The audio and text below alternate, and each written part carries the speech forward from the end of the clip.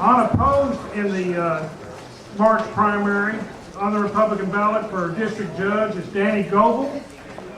Danny, you still here? There she is. For county judge, Brian Lee. There's Brian. For county chair, Sue Evenwell.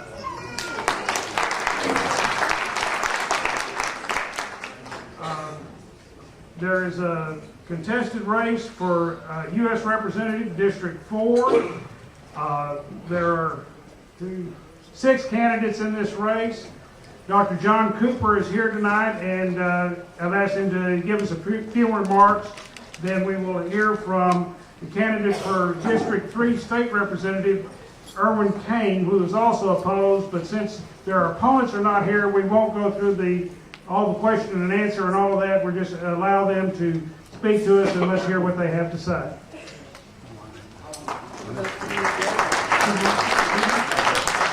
Okay, thank you.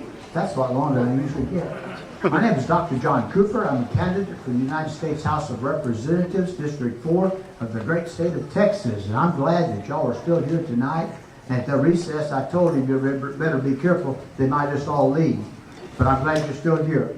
I am a Baptist minister. I'm a registered professional land surveyor, and I'm a small business owner. In June 1st, 2008, I realized what the high gas and diesel prices were going to do to my business. I started a campaign and had a rally and to oppose the high gas and diesel prices. By April 22nd, 2009, the Lord had worked with me, and I announced that I was a candidate for the United States House of Representatives.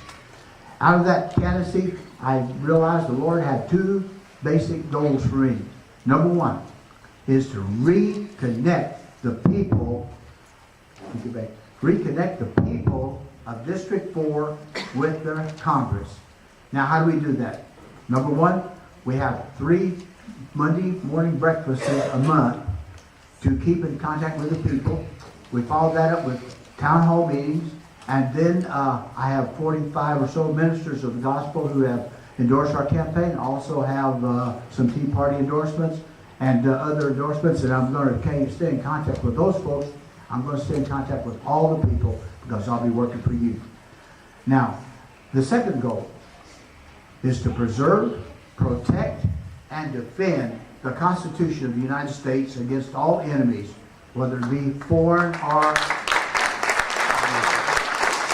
domestic. I am a very strict constitutionalist.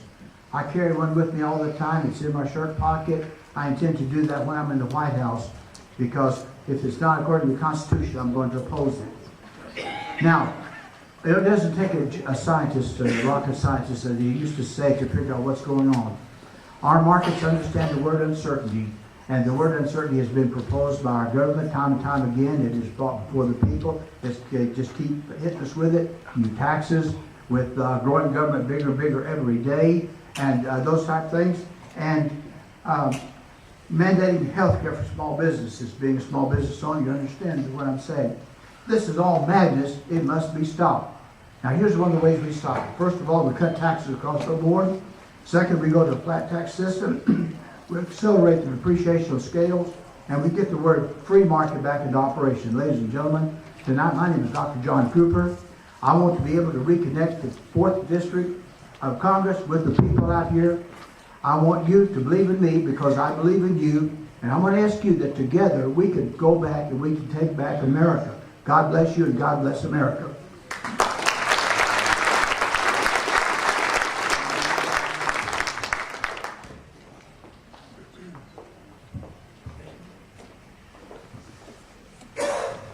Government has grown too big and too intrusive.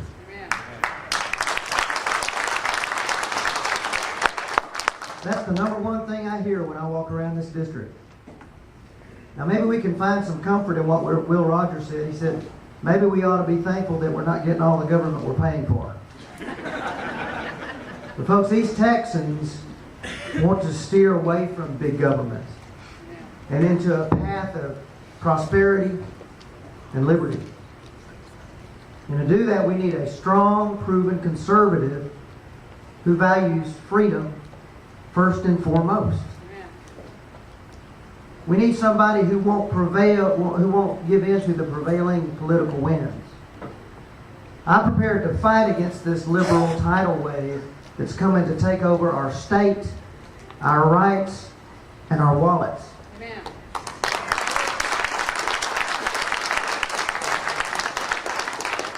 I'll continue to improve our lean and fiscally responsible government by making sure that we balance this budget with a $12 billion budget shortfall by not raising your taxes.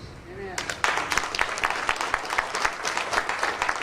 But we'll do it rather with responsible and fiscal spending. And I'll work hard to improve our economic conditions. You know, as a businessman and a lawyer in Sulphur Springs, I make my living by defending individuals and businesses that have been sued. I fought against trial attorneys such as those that my opponent's family have been supporting financially for years. People like Ron Kirk, who ran against Senator Cornyn, and people like David Cain, who Senator Bob Dole had to replace. This experience and my faith have empowered me to defend our core values, to defend the unborn, to defend traditional marriage, to defend family values, the fabric of our society, and defend the right to worship the way we want without government interference.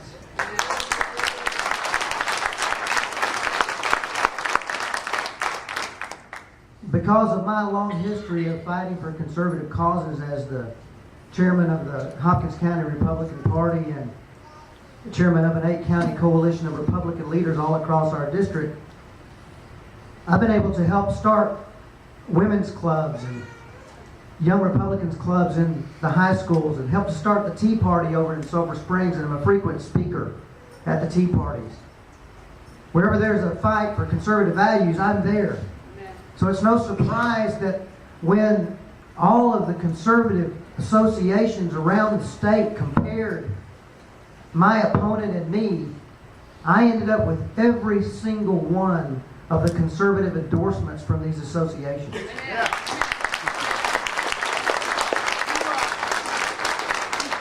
And folks, I'm endorsed by the majority of the elected Republican officials in a 6-county district. Let me repeat that. My opponent has not a single endorsement from any conservative association or elected official in this district. This is not an election about what county we live in. It's not an election about who our mom and dad is. This is an election about principles and values. Folks, we can't any longer allow ourselves to be duped by the glitzy ads full of factual distortions and false information with very little substance. Isn't it about time that we elected somebody for who we've been hungering? Somebody who wants first and foremost to be a statesman. Amen. Somebody who wants to raise the standard as a representative of truth, of honesty, and integrity. Isn't it about time? Amen.